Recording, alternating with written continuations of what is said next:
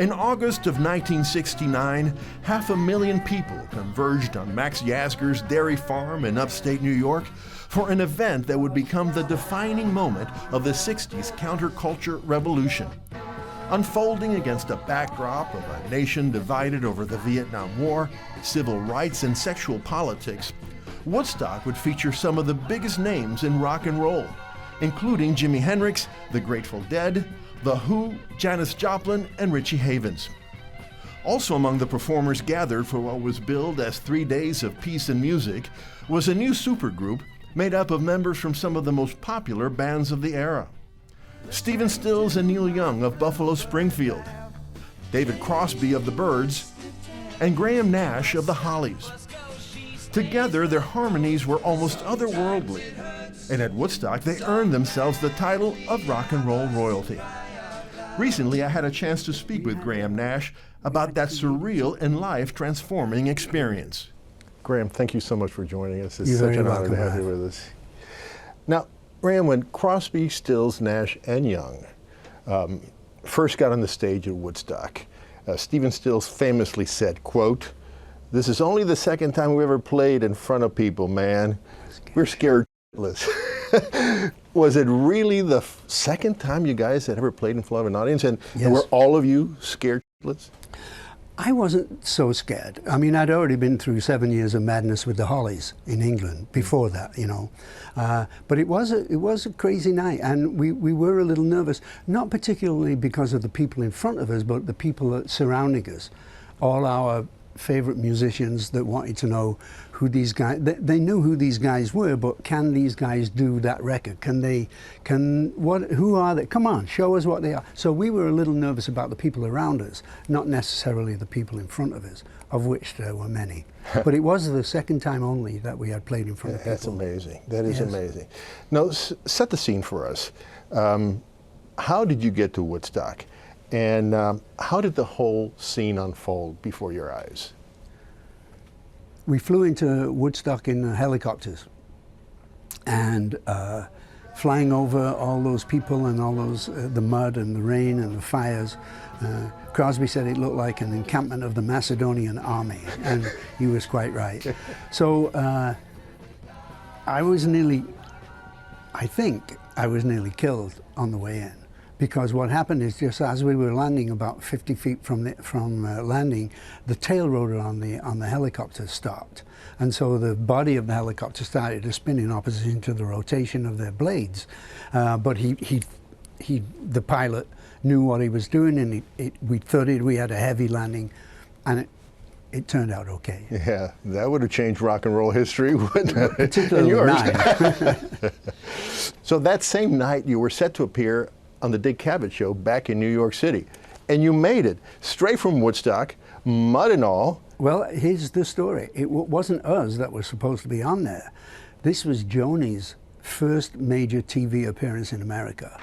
That's why, even though Joni was invited to play Woodstock, Elliot Roberts, our manager, and David Geffen, our manager, decided that Joni might not be able to get out of Woodstock for the Monday show of her biggest TV appearance. And so what happened is that because we had come back from Woodstock and we were hanging out, I mean, Joni was my girlfriend, we were here at the Carlisle Hotel, she had a piano, we got back from Woodstock and she'd already written Woodstock. Wow. And she never even went. But she had been checking it out on the TV and listening to people. And that's the genius of Joni. Yeah. She didn't even go, but she wrote the song that encapsulates all of it. That is, it's the emblematic song, particularly your recording of it. What is it about that song that continues to captivate? Is it just simply that it just captured the essence of that event? It did, lyrically. It's beautiful lyrics. Joni's version was a little bluer, a little more purple, a little more minor, slower, you know, by the time we, right? When she played us the song, Stephen looked at John and said, "Can we have that song?" And she said, "Well, yes, you can have it." And he said, "Can I turn it into a rock and roll song?" And she looked at him a little. She said, "Okay, Stephen, I trust you. Yes, you can." And it was Stephen Stills that made that record, really. Yeah. He was a brilliant, brilliant musician. Yeah. Yeah. Neil Young performed with you guys in Woodstock. Not a lot of people think that. Right, and we'll talk about that. But first of all, you know, Deja Vu had not yet come out. Right. Did people already know that Crosby, Stills, and Nash had morphed into Crosby, Stills, Nash and Young, or were they surprised to see him there? I think they were surprised to see him there, because the first Crosby, Stills and Nash record was quite popular at that point, and nobody had ever seen us. As we said, it was only the second night, and little beknownst to us, meaning me and David and Stephen, Neil had told every cameraman on the stage never to shoot one frame of him. Why? To this day, and I've asked Neil several times, to this day I've never really gotten the reason why he chose that. But we didn't know that he had done that. That sounds like Well, what you people know, say about him. The truth is that I began to realize just what sort of a special man Neil Young was. You're going to be diplomatic, as is your reputation. Yes. All right. You know, in many people's mind, Woodstock symbolized the formal birth of the age of Aquarius. You know, a new dawn of peace, love, and understanding. Now, this is something I didn't know until recently. Just 4 months later, you guys were performing in Altamont. The infamous, you know, Rolling Stones Altamont, where 3 people died, 1 stabbed to death by the Hells Angels, which for some reason were hired to do security. It was a complete mess. Now that's considered, both literally and symbolically, the end of the 60s. Yes. Do you see it that way? I do. It was a completely reversed the vibe of Woodstock. It was chaotic. They were playing electronic music loud between sets, between acts. They had given the Hells Angels permission to be security, and they had lined all their beautiful bikes up, you know, and somebody knocked one over, and the kid was getting beaten, you know. It was entirely the opposite of the vibe of Woodstock. People from the Jefferson Airplane on stage were getting beat up, That's right. Yeah. By the Hells Angels. Marty Ballin, yeah. Oh my goodness. So what was it? Was Altamont a reflection of the times? I mean, was the worm turning on the age of Aquarius already, or did it kind of spark a negative movement? I don't think it sparked a negative movement. I do believe that it was the entire opposite of Woodstock, but it did not kill the age of Aquarius, and it didn't kill the 60s. It tried, for sure.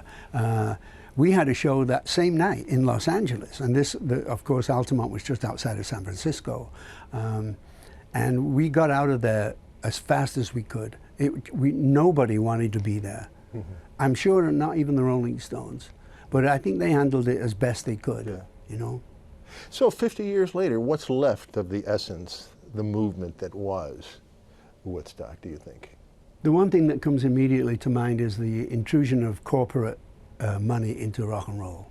When they saw 300, 400, 500,000 people, whoever you believe, and they realized that we could sell them another pair of sneakers and another cola here. This is incredible.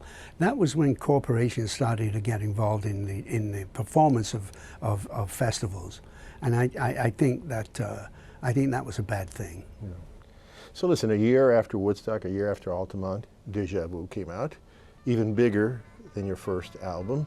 In many people's mind, it was the birth of a new rock and roll dynasty. A year later, though, you guys split up. Why? When you're in a band with 4 massive egos and 4 massive talents, it gets a little tricky sometimes. And in that particular case, it was Neil deciding that our drummer Dallas Taylor couldn't play Neil's music the way Neil wanted it played. And so that became a sticking point. And there were a lot of drugs involved, a lot of smoking weed, a lot of snorting cocaine. It was a very tense time. And we don't believe that we ever broke up. We just took small vacations from each other occasionally. But yeah, it was an intense time for sure. Well, you know, David Crosby has said that the fluidity of Crosby, Stills and Nash, and then of Crosby, Stills, Nash and Young, was the idea from the beginning. Yes. That you guys didn't want to be a regular band, that you wanted the freedom to separate and come back together. That must have been played a part in that, right? It did. It played a huge part because we'd already been in bands, the Hollies and the Buffalo Springfield and the Byrds. We wanted to put our names there. We didn't want to be a band in that sense. We wanted to be able to come together whenever we wanted, when the music struck us. And that's how it was always. And that's what you've done. But you know, I recently had a chance to speak with David Brown, who's written the most recent history of your group. And I asked him, you know, where would he put Crosby, Stills and Nash and Crosby, Stills, Nash and Young in the pantheon of rock and roll music? And what does David say? Well, he said you guys are way up there because of the quality and the influence of your music. But that if you had not broken up and gotten back together again so many times, if you had stayed together longer, it'd be even up higher. Yeah. What do you think? I read David's book. I was interviewed for it. He's a fine writer and a good friend. My only complaint was it seemed to be a diary of how we screwed up, you know, and there wasn't a lot of the joy in the music that we had created when David and Stephen and I had put our three voices to blend together as one voice. Yeah. You know, there was a certain incredible joy when we first heard that sound, which happened in Joni's living room. We knew our lives had changed dramatically. And that I would have to go back to England and leave the Hollies and leave all my stuff and leave my family and come to live in America. That was the moment you decided? Absolutely, because we're musicians. Yeah. And we were all pretty decent harmony bands. You know, the Byrds and the Springfields and the Hollies were pretty good, right, at harmony. But this was something completely different to all of us. And each one of us knew. In fact, after we sang that one song of Stephen's You Don't Have to Cry, we said to Joan, was that as good as we thought it was? And she said, absolutely. And she was the only witness. Right. Well, listen, you know, according to conventional wisdom, the wisdom of those who write books about it or music fans, David Crosby is the wild, undisciplined hippie. Stephen Stills is the hard taskmaster, the platoon leader. Young is out there, hardly in your orbit, and you are the diplomat, the peacemaker. Is conventional wisdom right? I believe so, and it's quite simple. I want to get the job done. Whatever task you set out to do, get it done the best way you can. And I'd already experienced madness with 7 years of 15 top 10 hits with the Hollies. Mm-hmm. So this wasn't so crazy for me. Woodstock wasn't that crazy for me. Those amount of people weren't that crazy for me, you know. But yes, we had created something and were so moved by it that I left my country of birth to come here and follow that sound. Because I'm a musician, and I wanted that sound, and I always wanted that sound. And yes, I have tried to keep us even-keeled. I have tried to, you know, balance arguments with praise. I've tried it a lot, you know, but I want to get the job done, and that's who I am. Are we going to see that job being done again? Is there any plans for you, four of you, to get together again, record, perform? Absolutely not. Okay, well maybe we'll work on that diplomacy a little bit. Yes. So what do you think has been the group's most lasting legacy? Final question. I think we made music that made people shake their ass and think. I think that we brought some music into the world that was decent music that will last for a long time. I mean, I'm going to be 78 next birthday, you know. It's been a long time, and yet people still love the songs that we... I was sitting in CBS yesterday trying to pick up a subscription, and Wasted on the Way came on the radio. And I'm sitting there and I'm going, wow, that was a really cool record, you know. And it made me starting to think and appreciate exactly what it was that we did. And to have that recollection in the CVS was quite strange for me. Well, I tell you, Graham, the rest of us know exactly what you contributed to music. It changed many of our lives. I mean, it was, like they say, the soundtrack of our lives. And I really appreciate you taking the time to talk to us. My pleasure, Al. Thanks.